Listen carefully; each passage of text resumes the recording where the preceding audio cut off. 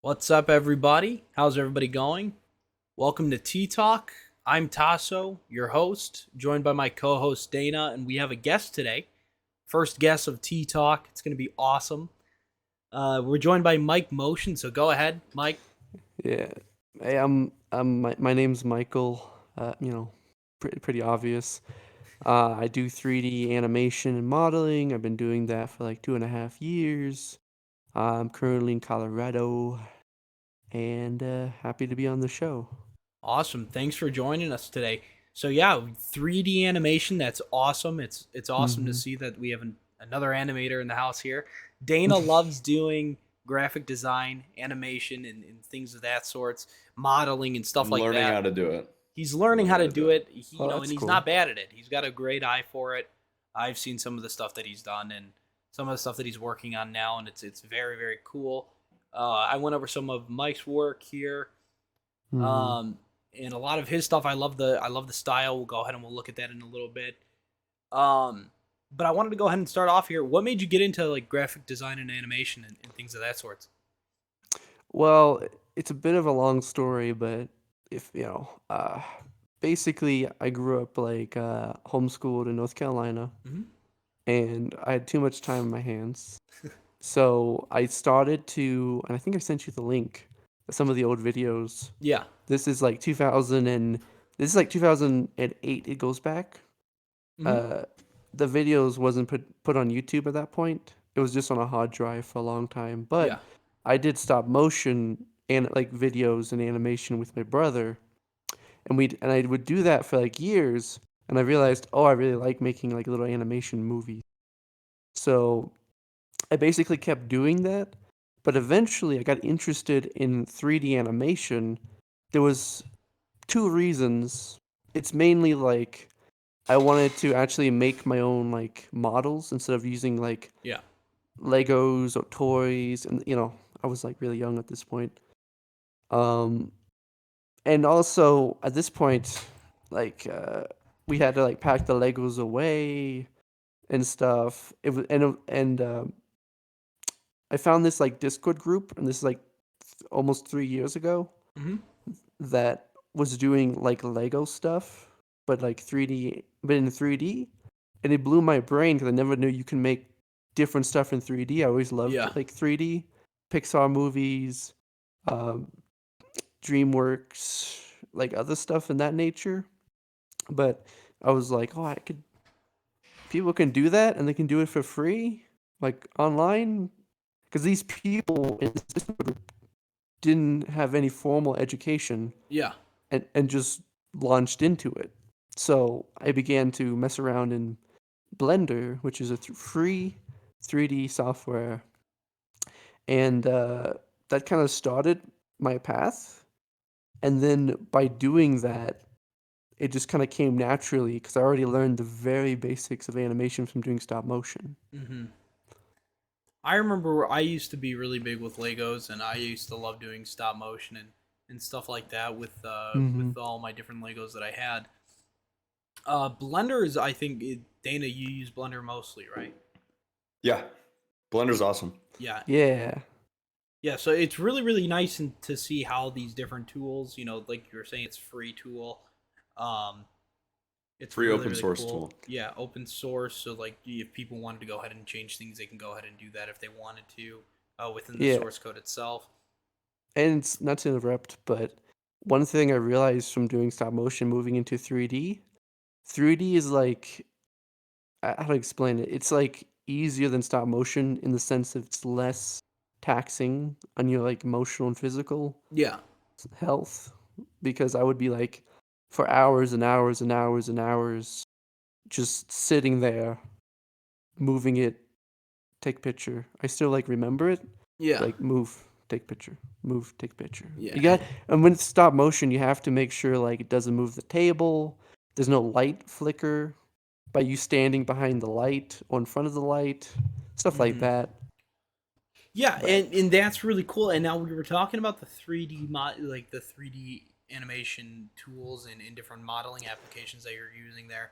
And so, do you yeah, have any thoughts on tools that are able to make lifelike models and scenery and scenes and locations and animations such as Unreal Engine 5 or any other tools on that? Yeah, I think like with I because I have messed with Unity and Unreal 5. Yeah. Like I think like it's really cool. I guess for now I'm not that interested in photorealism in Yeah. 3D. I know eventually I'm gonna get there, but I was always more interested in like low poly, cartoon, anime, like Yeah. not like super realistic. But I just think it's really cool, and I want to support anyone that's like a 3D artist like me, even though it's really weird to use that term for myself because I just kind of more fell into this, you know. Yeah. Yeah. Yeah. That it's really interesting, and I'm gonna go ahead and I'll switch the scene here so that the viewers can see. But I am currently on the browser right now, guys, and this is his website that he has here, showing some of the Mm. different projects and things that he has here. And so under the projects tab on the website, you can see a couple of the different things that he works on here in these. When he's talking about the low Yeah, poly, I love the PlayStation One style stuff. So this Sanctified here, um, yeah, that's really really and cool. yeah, it's like I got into the low poly stuff because it was super fun and easy to learn the very basics of 3D doing that. And then I had like friends that needed low poly models, Yeah, so it just kind of worked out, and that's what I was kind of doing for like 2020, 2021, and now I'm going back to like animation videos since most of those projects have wrapped up or got yeah. scrapped. So and then I'll also here I'm gonna show the people the YouTube here, Yeah. guys. So we got, let's see here. So here we have the Sanctified beta cutscene opening game. Go ahead and I'll full screen this here so that you guys can see that Yeah. here. And tell me what the thought process was behind this here. So right now he just got out of the car, smashing the cigarette. Mm-hmm. So what is So, sort of the thought process behind that? so, so this is actually my own project that I was working on for a while. It's a pretty short game, but it's currently mostly done. It's probably going to be released in January. Okay. Like, basically, I thought, like if you look at PS1 horror games, Mm-hmm. there's like they have different genres of horror, but there's no like Exorcist PS1 game. Yeah. And I'm like always a big fan of like the Exorcist type of movies. I don't know why. Um, so I thought, why not just combine Silent Hill with The Exorcist and see what happens? That's It's really nice. like, That's a great foundation to fall upon. Silent mm-hmm. Hill, of course, is a staple in the horror video game genre. Yeah, That whole thing. And I'm gonna overgeneralize here, even though I know there's subgenres that fall into mm-hmm. that. But Silent Hill is a staple of that, and it's very interesting to see how you want to move with your other interests, such as like you said, exorcism movies and stuff like that. Yeah, Dana, what do you think? Because you're the one that has a little more of a expertise, a little more knowledge in 3D modeling and stuff like that. So, what do you see with it? How do you feel about the low poly PlayStation One styled art that you see?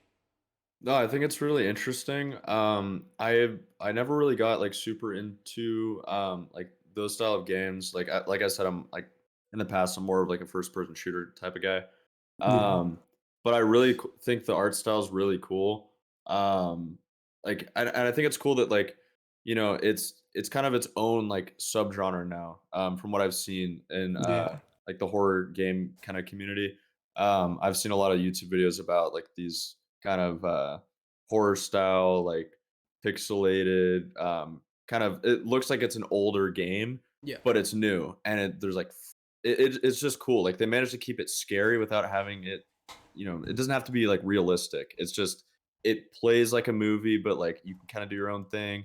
And I don't know. I think it's really cool. I think the whole thing is awesome. I think, like you said, I think any sort of art, um, e- especially people like in 3D and all that stuff, I think it's really cool to see people pushing the cutting edge and just opening people's minds to different types of art and different methods of being creative. yeah.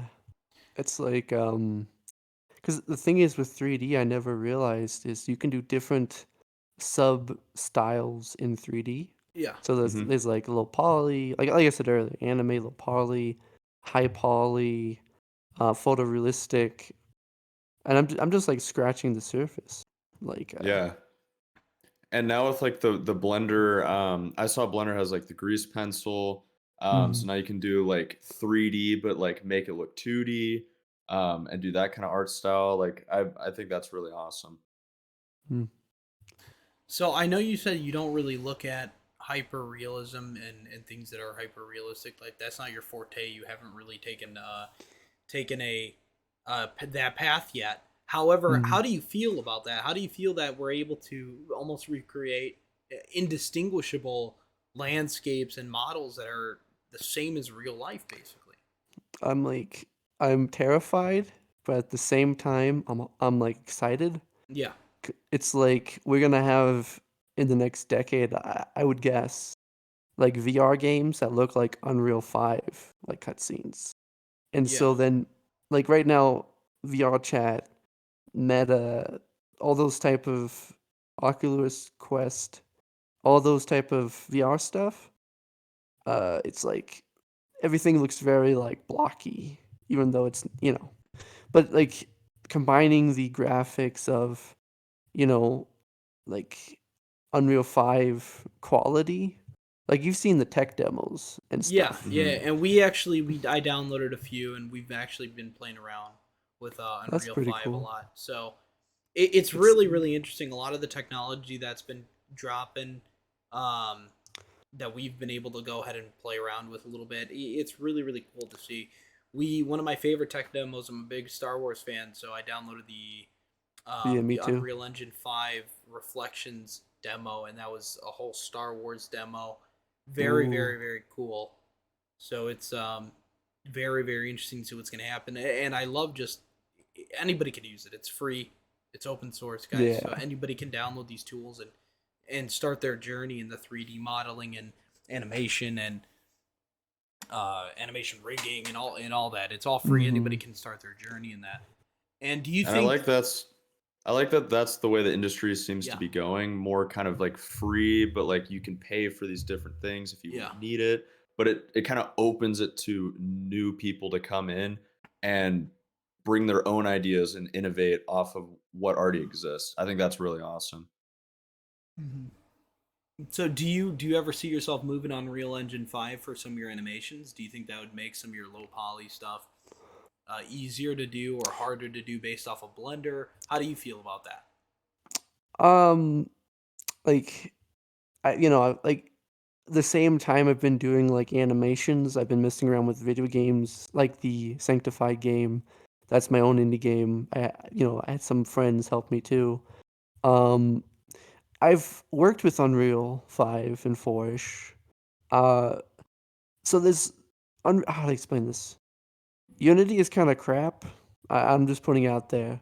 Unreal 5 4 is way better, Yeah, but it's very heavy to process because it's meant for AAA games. yeah, And the when it comes to animations, it's a bit of a pain in the neck because and you wouldn't really know this unless you've worked with Unreal. It wants when you make an animation and the character has a armature. Armature is basically the skeleton of the character. yeah. So it helps you, move. It wants a super specific like bone structure. If that bone structure is like one bone off, Unreal is not gonna have it. So that's a main issue I have with Unreal. But overall, if I would just make a new game from scratch, I've been leaning towards Unreal just because there's so many things that are pre-built. Like if you want to make a 3D platformer, it's the camera, the jumping, some very basic stuff is already there. So it's just, but the difference with Unity is more like there's more free stuff, and it's more like you're more able to like mess around with like code and stuff without breaking the game. Hmm. But hopefully, that's a good answer. Yeah, no, definitely, and that's really interesting to see your take on that and to see how you interpret that. And it's very interesting to see. You're definitely right about the processing power of Unreal. It's Mm-hmm. very, very, very taxing on a system if you don't have a very good system. I myself, I have a pretty good system. I have a 12900K and a 3090, um, Oh, and that helps with everything that I need. Um, Dana, I know that you have sort of bit of an older system. Do you see that your do you think that hinders your working when you're working with 3D animation and models and stuff like that? Do you feel like if you had a better system, you'd be able to work more efficiently and more, um, yeah, just more efficiently and better, and maybe provide better content? In certain aspects, maybe. I know if you start making, like, if you're sculpting like a mesh or something in Blender, it can get pretty taxing if you start getting into high poly counts. yeah. Um, but eventually you can, retopologize, which is, kind of easier to do once you've kind of done it, made the full character, done that down the line. The actual animation itself, I haven't noticed any issues with that. I know with Unreal, it's just hard to get into Unreal and start, doing Yeah, it Mhm. with that kind of PC. And then rendering is going to be a challenge yeah. with a slower card and all of that. So Yeah. I need to like get a better laptop or a computer one day, you know. Yeah. yeah, I mean, my current PC is I've got a desktop, I got a 1070 Ti in there, but the one of the fans isn't working, so I had to downclock to keep it up and running. But Yeah. yeah, Yeah. So, do you see, Mike? Do you see where do you want your projects to go to? Where do you see this becoming a career? Do you see this becoming something that you want to do for the rest of your life, or just something that you picked up as a hobby and then it's now becoming something that you just like doing in your free time? Um, I guess to be honest, like I would love to this become a career, and I think um, I want my focus to be on the modeling and animation. I do love games, and it was a lot of fun making games.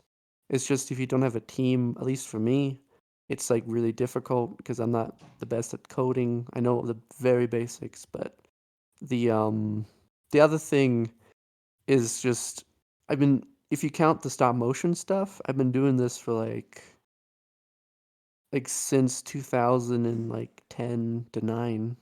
So Mm-hmm. I don't see any stopping because even if I currently can't make that much money off it, I would still like to keep making animations and then I can just like work a regular job until like this 3D stuff takes off. Mm-hmm. And that's definitely very interesting. So, do you have any tips for maybe somebody who's trying to get into 3D animation and the 3D world that you can go ahead and give them that maybe that you wish that you would have received when you first entered and started doing 3D? I think I think so. I would say number one advice.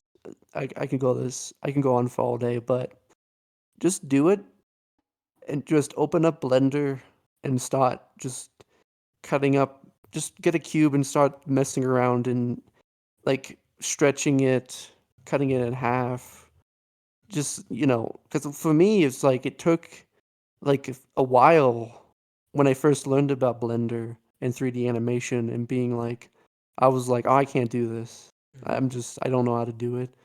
And just forcing myself to do it, even though like it took a while to really understand the basics.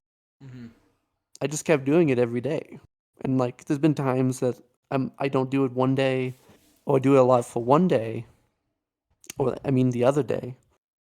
But I would say that and the second thing is you gotta if you wanna make a character, you gotta have like a reference. Yeah. You gotta have 2D references or 3D references even. Like um because that just really helps with the dimensions, at least for me. Because sometimes when modeling, you can just be like, what do I cut or stretch or extrude now? But when you have a reference, you can just make the model in a like 2D, 3D form, and then you can just expand it on the axis, and Mm-hmm. it becomes a 3D model. So super useful. Third thing, final thing I would say is just don't feel too bad. I mean, I can feel pretty bad about the models I do in the sense of like I'm like, oh, it's not good enough, or like it needs to be better. But if you just keep doing it, it's gonna get better. So I would say don't beat yourself up over the models you're making.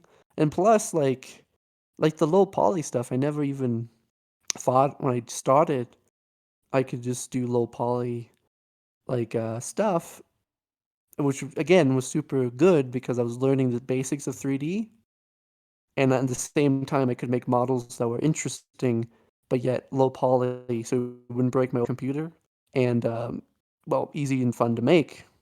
So that's what I would say. Nice, nice. That's very good, and I think those are some very good tips. And Dana, what about you? Do you have any tips that you wish you would have known when you first started doing the 3D modeling and things of that sort?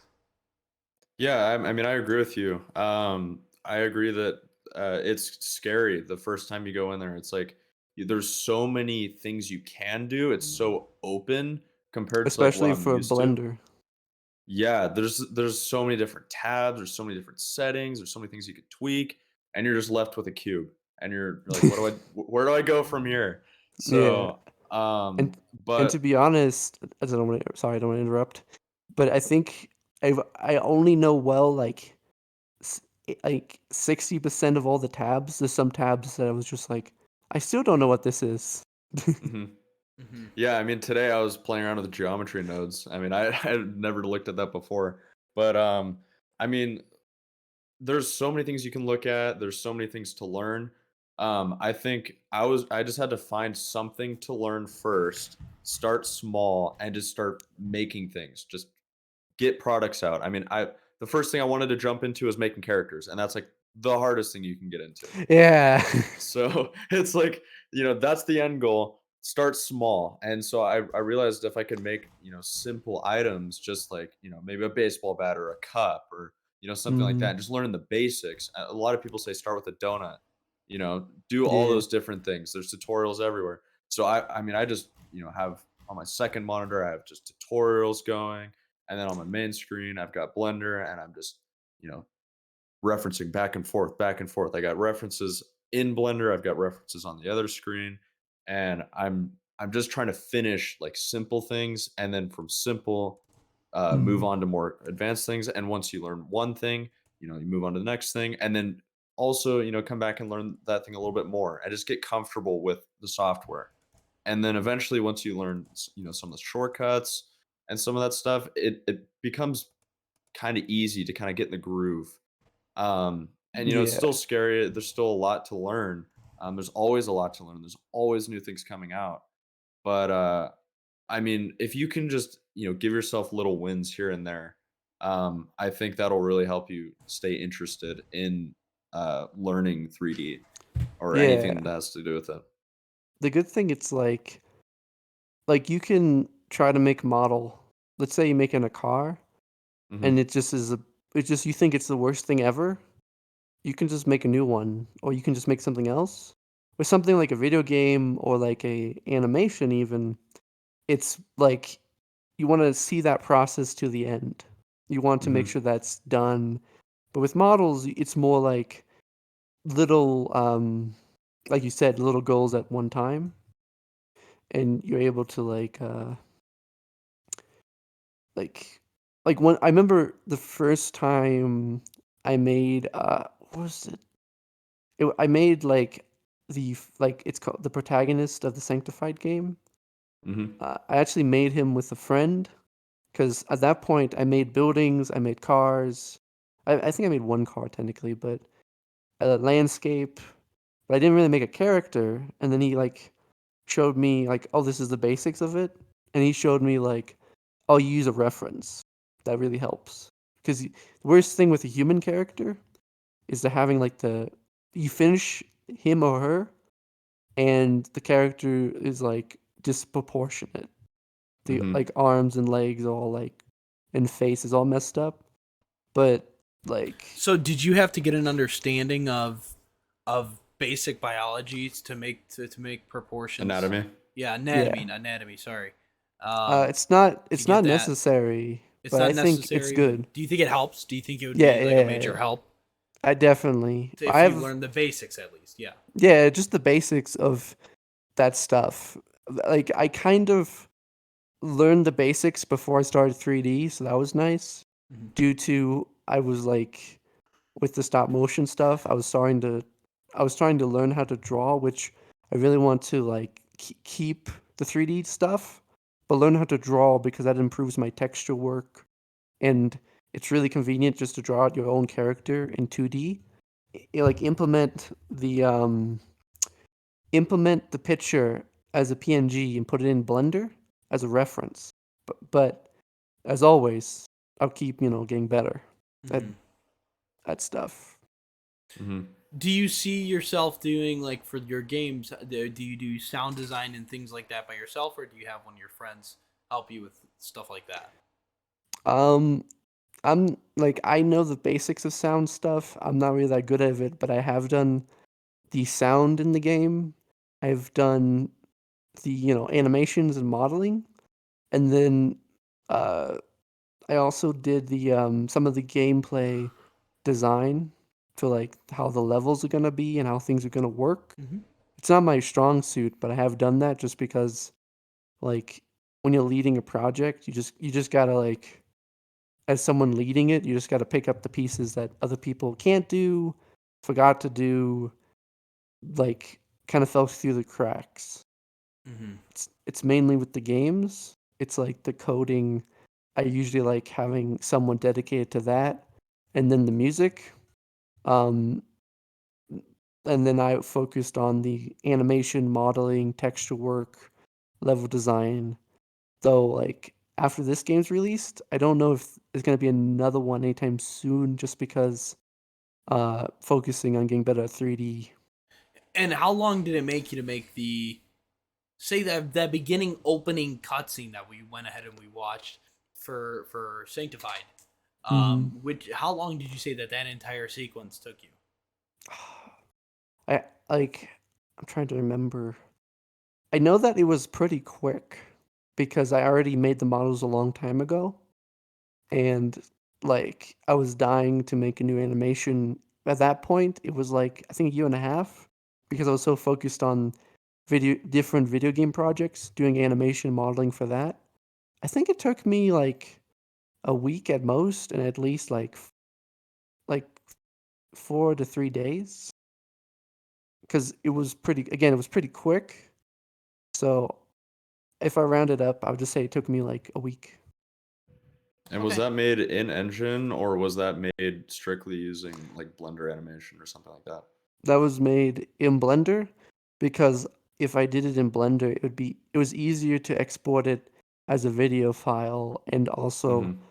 I made it look kind of more like a PS1 cutscene, even though it's using the pretty similar models to the main game. Mm-hmm. PS1 cutscenes typically had separate higher poly models, and then the main game had way lower poly models. So it could run in real time. Yeah. Yeah. So I had a question for you. What made you choose the PlayStation One style? What about the PlayStation One style specifically kind of stuck out to you that you wanted to go ahead and choose that low poly? Um, I think like there's like PS1 style out of the it's called demake styles in the PS1 retro community. Mm-hmm. Um, there's like Nintendo 64, which is looks a bit different, and then there's Dreamcast. No one does Dreamcast, so just ignore that one. Um, but I think the reason I gravitated to like the PS1 style compared to the Nintendo 64, just compared to like shell shading, low poly stuff or anything like that was just like at the time it just kind of like in Blender modeling, the models I was modeling kind of looked like PS1 models. So I was like, oh, I should do that. And then at the same time, I started emulating old games from the 90s, like Metal Gear Solid, Silent Hill, Resident Evil 2, uh, like Banjo-Kazooie, stuff like that. And from playing those games, even because I didn't grow up with those games really, Mm-hmm. it made me like kind of fall in love with the style. So it was kind of like a happy little accident, I guess. Just kind of those two things perfectly combined together around the same time. And Yeah. it also was useful because, friends of like some of my friends are working on indie games and stuff, like their own projects. So it might as well, you know, might as well help them out Yeah. and get better at making models. Yeah, it's very, very, very interesting. I love to see that you're having such great success doing it. I mean, like we said, we looked at some of your work that you do, Hmm. and it's really nice to see. And I do like how there's a new resurgence, basically, of that old low poly Yeah. style sort of coming back. I play a game personally called Maximum Action. Dana, I showed it to you before. It's an old, they mix VHS and PS1 style Hmm. in Maximum Action. It's a very, very fun game. It's a very, very awesome game, but it has that PS1 style to it, and that's coming back. I've seen their little resurgence of that.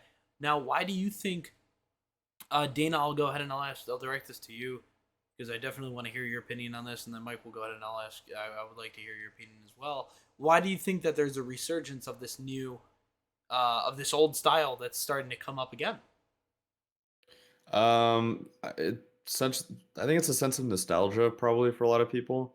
Mm-hmm. Um, you know, newer games. I mean, we were talking about this in like the last episode that a lot of newer games are kind of, I mean, I see this in the movie industry, right? Yeah. They're just remaking the same things over and over and over again. It's getting boring, and people kind of want to go back to the old style of things. I was also seeing this in music. Like people are trying to go back to like the old '80s style. People are liking that, Mm-hmm. so they're bringing that into the new style. So I think it's probably the exact same thing with games. People want that old style to come back because it makes them feel like a kid again Mm-hmm. because that's what they grew up on, right? Or yeah, it just brings it back to that time. So we're kind of seeing, we've got these old style games and then we got the new style games, and people are kind of like, well, some people like these new style games, but there's also a whole industry for the older style that Yeah. fits. So yeah. Mike, what about you? I mean, I would say I would agree that nostalgia is a part of it, but I think another part of it is that it's so easy to like not easy, but it's easier for indie developers and 3D modelers starting out to do like low poly stuff. And then in a way, so, like a lot of low poly stuff is charming. So you mix that with the nostalgia and like, oh, this is easier to make and faster, and it's also a good launching point for 3D modelers that have never done 3D modeling, who are self-taught to do it. So I think it's also that is a reason. Yeah, it's just as captivating. I mean, you can get the same point across, same story. You can have just as much enjoyment out of something like that than you can with a real game, like a Y- realistic looking Yeah, game. yeah. And especially like I think nowadays a lot of like people who play video games, if I may use the word gamers, like Yeah. they're kind of tired of like the high graph like the past, especially 10 years, maybe even like 15 years, there's an emphasis from AAA publishers of like everything has to be the highest quality and like buy our game because it's so high quality. It's like so much polys, so much rendering. And a lot of people like that, but a lot of people are like, I don't care about this like 30-minute cutscene, or I'm forced to like, it's called walk when you're locked in and you Yeah. just have to walk with the character. I just want to I just want to jump around or hit things with a crowbar like back in the 2000s and 90s. Just get right into it. Then just like all this cutscenes and story and graphics and you know, it could be a bit of apathy. Yeah, Yeah, no, and that's definitely for sure. He's right about that. And Dana, go ahead, please. yeah, I mean, it could be also, the hardware is expensive to run that too. Oh You'd have to yeah. upgrade, and you can't like some games you used to be able to just run on a like just your laptop, no graphics, no nothing, Mhm. um, and it would work fine. And people still kind of want that, People still find enjoyment in the 2D platformer games, or I mean, Hmm. even 3D platformer games like you're talking about, which are probably more, taxing, but 2D, you can do that no problem. Flash games, all that kind of stuff, and you can still find a great amount of enjoyment there. There's a whole player base wanting to play those types of games, um, and you don't need to have all of this graphics and the videos, like the cinematics and all that stuff. I mean, personally, I just like games that are open to the player to do what they want. Yeah. Yeah. Like I don't want to sit there and watch a movie. I mean, I would go watch a movie for that reason. Yeah. Yeah, and guys, tonight we were supposed to have a 2D artist who's in the Yeah. field. I think he mentioned it was his career, right? He does that for work. I Um, believe so. so yeah, so we were supposed to have him, but something came up. I guess he had something that came up last minute, and he wasn't able to join us, unfortunately. Yeah. However, we're gonna have him on another episode for sure because I definitely want to see because this episode's kind of been dedicated to the 3D aspect of everything, but it'd be Hmm. really really really interesting to see how a 2D a person that does mostly 2D has a perspective on Yeah. these same things exactly. Um, for us, so Michael, we really don't uh, talk about this much. Dana and I work on a couple projects in our own. Hmm. We're working on some things right now, but I wanted to ask you since you've developed some indie games and stuff like that. How do you see that teamwork process? What do you look for when you're looking for somebody to help you with these titles? So like, there's how do I say this? I've tried to like, well, first off, it's usually the people I know and I'm somewhat able to like, I'm somewhat friendly with. I'm somewhat like able to like hang out with them, play a game with them. Like, I don't despise them. I Yeah, don't like, I don't barely know them. It's like a mixture of like, I know them a bit and I know they're good at something yeah, usually. And then when it comes to like running a project, I learned the hard way that, and this is just my opinion, people have different opinions how to run projects, especially if there's no money.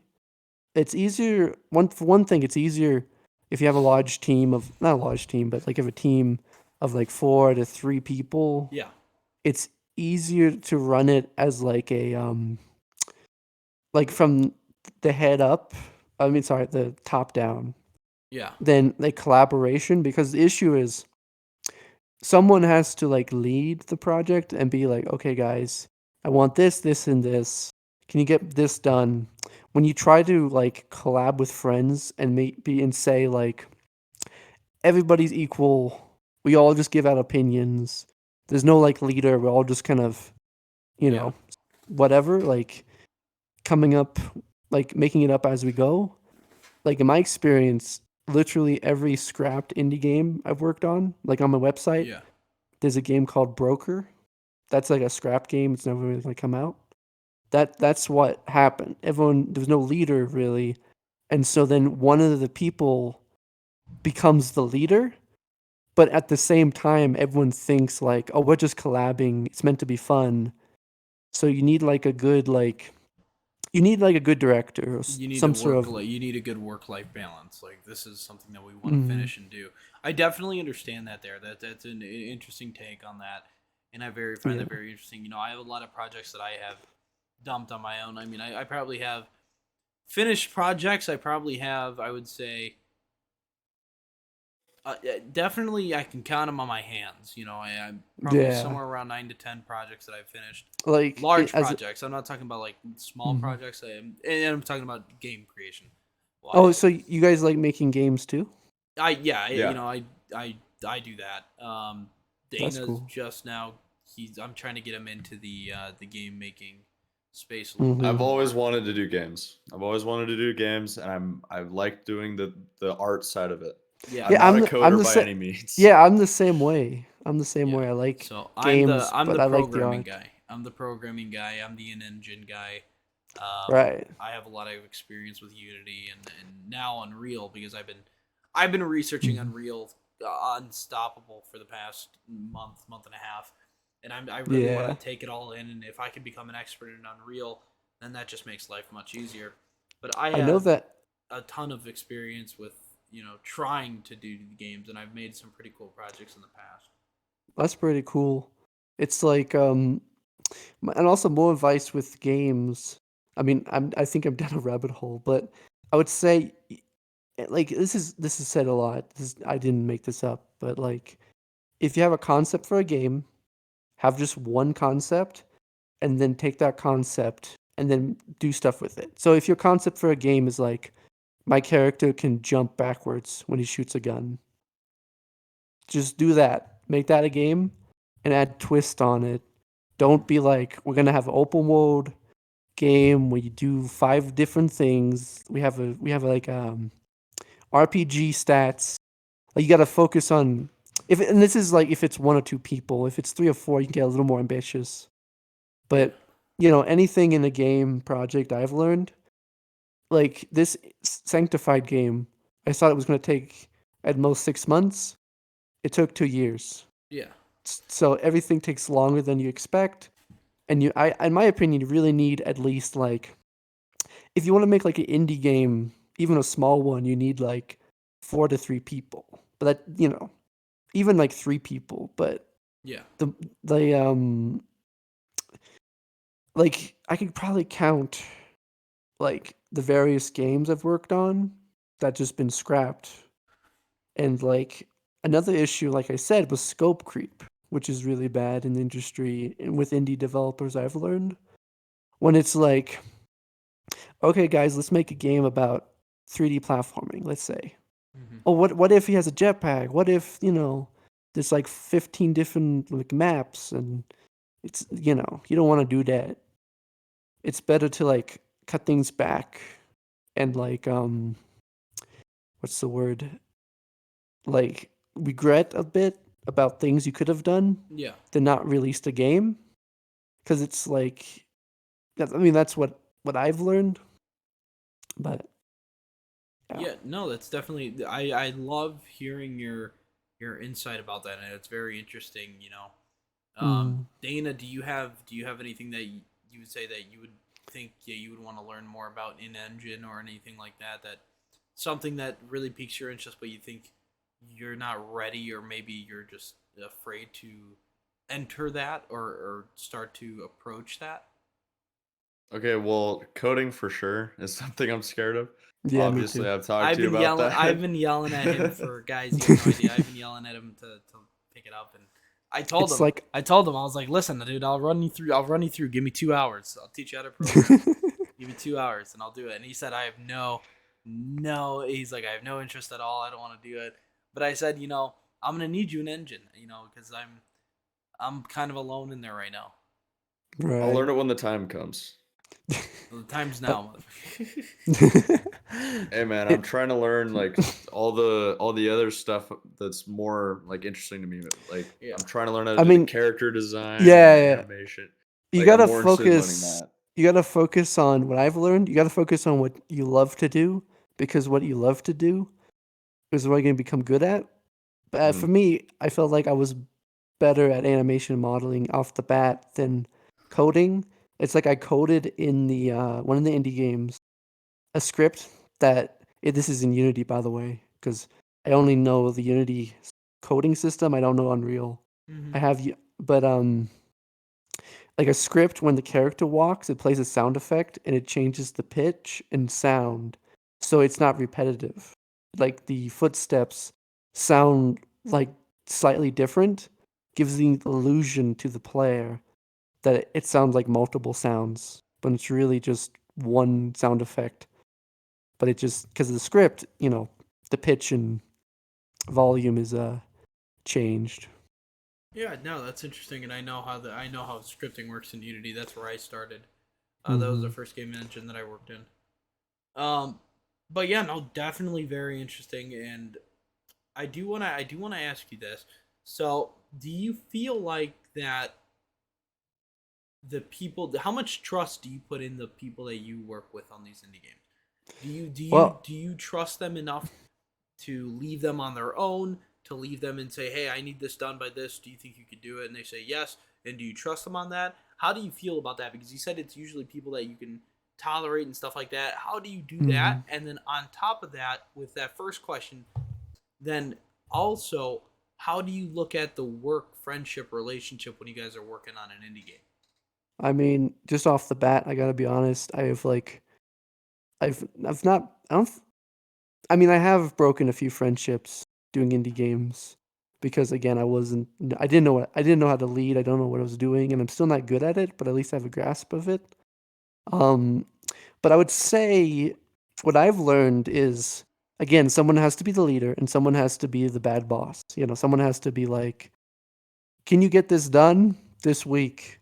And what I usually do is make an entire checklist of what I want this person to do. So let's say you want someone to do this art. Like we need a car, we need a 3D model of the protagonist. And then you just be like, this is your checklist for this week.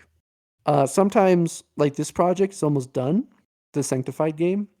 So it's usually a list of everything that needs to be done before release, but you can just do like a few things at a time per week, or just do the whole thing and tell them like, oh, I want you to code this. This is the priority, or just give them the whole thing and they can decide what they want to do first. Also, having like weekly meetings on Discord is Mm-hmm. really good because myself included can lose like momentum and get distracted with real life stuff. So like that's what on the game I want to get done, the Sanctified game. I've been doing the checklist and the weekly meetings. And Yeah. the weekly meetings last for like an hour to hour and a half, like to a half an hour. So it's not even that long. It's just you got to keep that momentum, especially if it's there's no money involved Yeah. in the sense of people getting paid. If people are getting paid, it's way easier because you have more trust that they're not going to bail on you because like they're getting paid. Mm-hmm. But it's like, I mean, it's way harder just like not getting paid, especially if it's like your kind of vision, your idea, and other people are helping you. I mean, it makes sense why. I mean, I don't hold it against anyone on my projects that was like, "Hey, man, I need to go. I don't want to do this anymore." At the time, it was really like it hurt because I was like, I never did a project. I was homeschooled. I never did a school after school project. So it's like, but Mm-hmm. this is gonna be a dope game. Like, why are you leaving? But Yeah, and um, it's definitely interesting to see your perspective on it. Like you mentioned that how you were homeschooled and how this is mhm. kind of how you did projects and stuff like that. So that's very very interesting to see, and I love hearing your take on that. That's very very interesting, Dana. Um, we can go ahead and start to wrap it up here. I have a couple final questions that I want to ask the both of you here. Um, Right. do you where do you see 3D animation and modeling and and rigging and stuff like that? Where do you see that going in the next 10 years? Next 10 years? Yeah, next 10 years. Oh, that's gonna be kind of crazy because right now I feel like we're just I mean VR's kind of taken off, right? Hmm. Mhm. It in the more practical form, not so much the gaming form. It already kind of started in gaming, but it's starting to go into more of a practical use. Um, I know you talked to and me the, about this. Yes. yeah, and the technology is getting a lot better. We're having all these new cards coming out that can support a lot of more realistic style of graphics. We've Hmm. got the new NVIDIA you know AI, it's the AI upscaling, right? Yeah. DLSS can increase frame rates. Um, we've also got this open source software that's coming out, or just free software and free assets, photoreal assets, like the Megascans library. We've got Nanite, Lumen. All these new things are coming out with like Unreal Engine. Um, I mean, I think within the next even 5 years, we're gonna start seeing photorealistic environments that you can just walk around in that are gonna be Hmm. based off of real places. I mean, we're already starting to see that with like the architectural visualizations that people are doing. I know, even for like real estate, people can just rebuild models of homes and people can do, real estate and just walk their clients around virtually. You don't even have to be there. And COVID kind of even kick-started that whole process. You don't Hmm. want to, be in person. You don't want to get sick, but you still want to be able to do these in-person things and be able to see things, almost feel what is there. Definitely. Um, I mean, I mentioned to you the whole idea of like almost like a pressure suit, so you can feel what's going on in the environment. Yeah. I think that's probably something that's going to be developed in the next 10 years for sure. 5 years maybe not, but definitely 10 years. Yeah. Um, and with I was telling you about the motion capture thing. You don't even need a motion Yeah. capture They suit got anymore. they got the AI that does it now. Yeah, you don't even need capture things in your room anymore. I mean, that tech's gonna get even better. You just need cameras. I mean, phone cameras are getting insane, and you could probably just use your phone camera in the future to record your body movements. Boom, people can see you walking around. You can photo scan yourself in, and you're gonna have a photoreal version of you walking around in like a VR world. And yeah, it's gonna be nuts. And now with the whole I guess Neuralink. I mean, it's probably not going to be there in 10 years, where you can see what's going on. But in the future, past that, I mean, you won't even need VR goggles. They'll just wire it right into your brain. You'll be able to visualize all this stuff, without needing VR stuff. So I Yeah. don't know, Yeah. but Very yeah, I'm interesting take. optimistic. I'm optimistic. Yeah. Very interesting take. And Mike, what about you? Where do you see this technology going in the next 10 years? I think it's gonna become. I guess I'm more of a doomer in this way, but I think it's gonna become more automatic. It's gonna be like, for example, there's a website that you could throw in your 3D model, and it will automatically rig your armature. The skeleton, like Hmm. stuff like that. It's gonna get more like easier to get into as someone who's self-taught. Like both of us in this channel, we just watch YouTube videos, and like no one told me like, oh, you just look up on YouTube like how to model a dinosaur, like.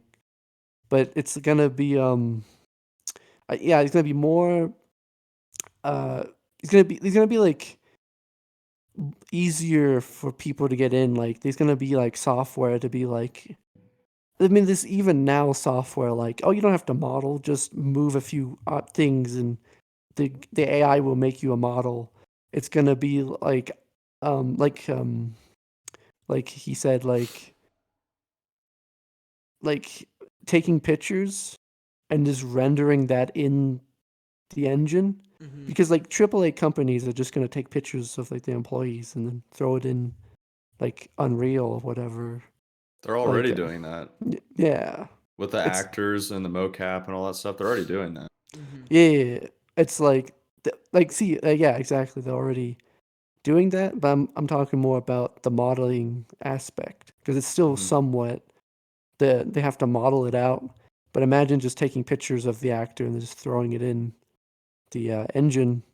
I think I think it's gonna get more like there's definitely gonna be. I think there's gonna be like more indie games, and even because we haven't seen this, like indie animation companies. Like Hmm. we're gonna see someone start the new version of Pixar in the basement with like six guys. I think Yeah, I that's think we're gonna on the happen. brink of that. I Yeah. mean, Yeah, the That's where the tech is coming technology out is going. now. Yeah.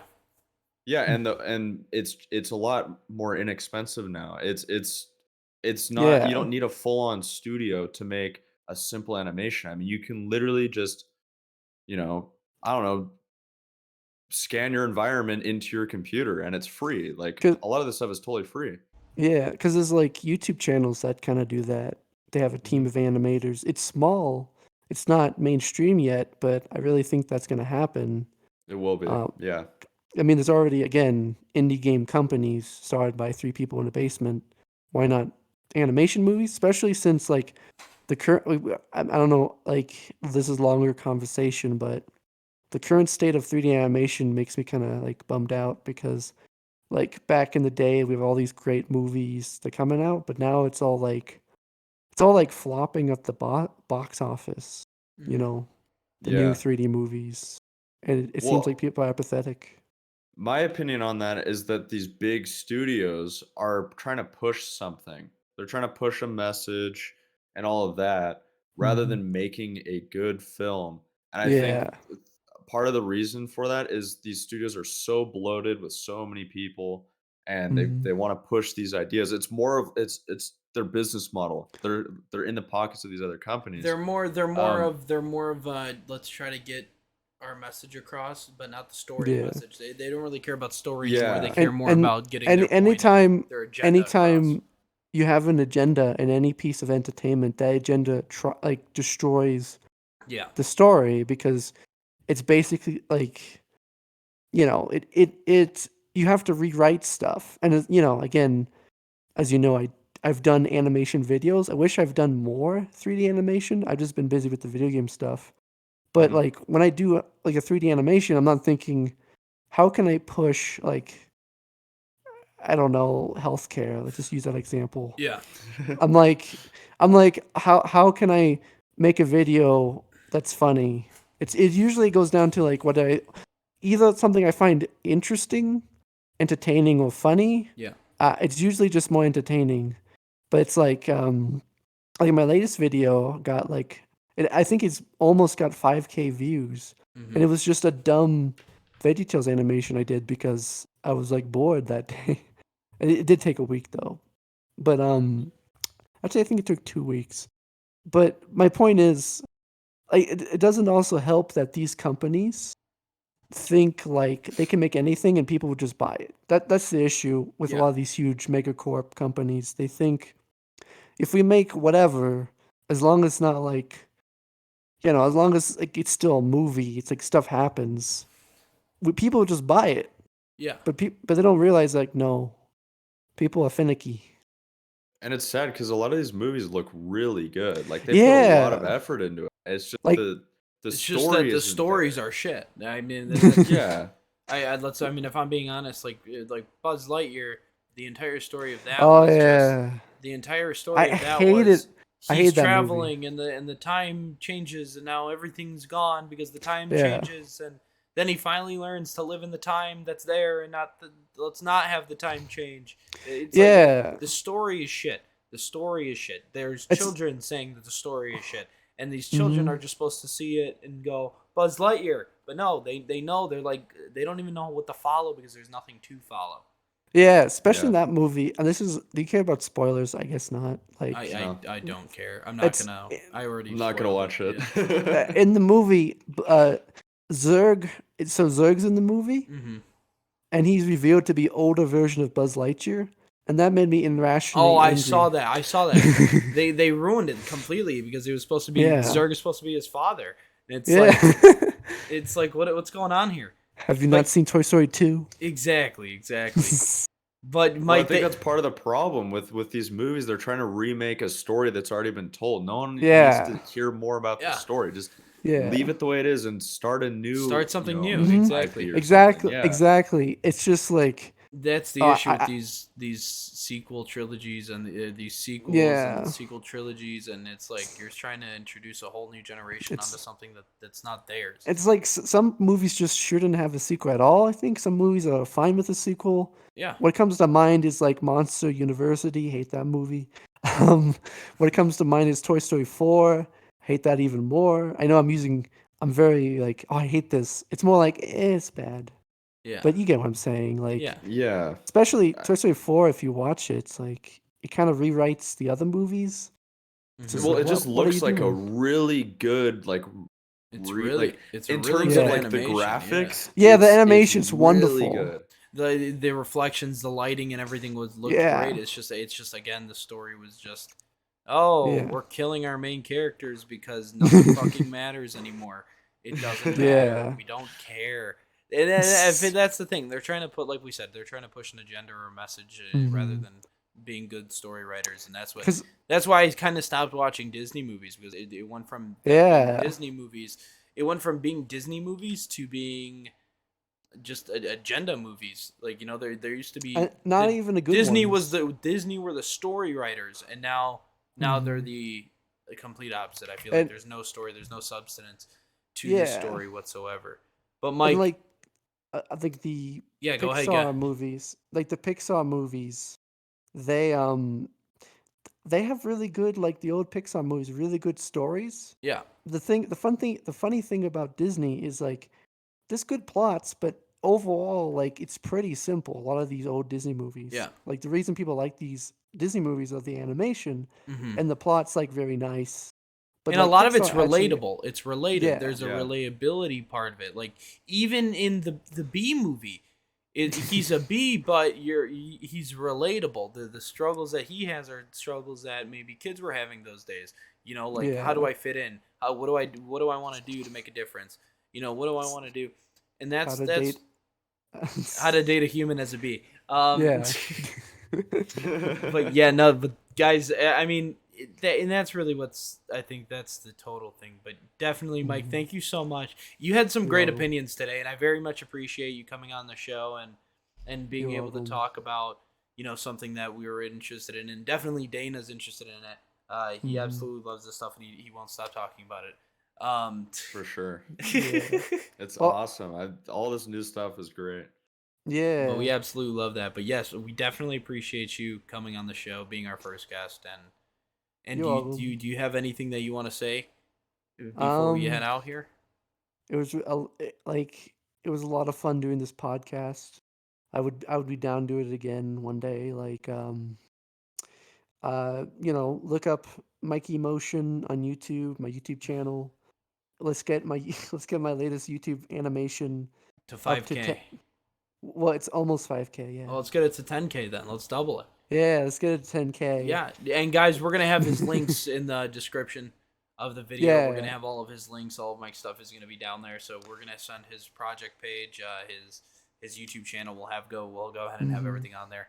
So if anybody's Yeah. looking for an indie animator who's proficient in making PlayStation 1 style and low poly Yeah. style things, guys, you have Mike. Mhm. Go ahead and contact him, and he'll be Yeah. able to do that for you guys. Especially like recently, I'm getting into more different animation. Like it's not just low poly, but I'm the most known for the low poly stuff. All right, yeah, definitely. Yeah. Love to hear it. Mike, thanks again for coming Mhm. on to the show. Everybody, Dana, do you have anything to say? No, it was great talking to you, man.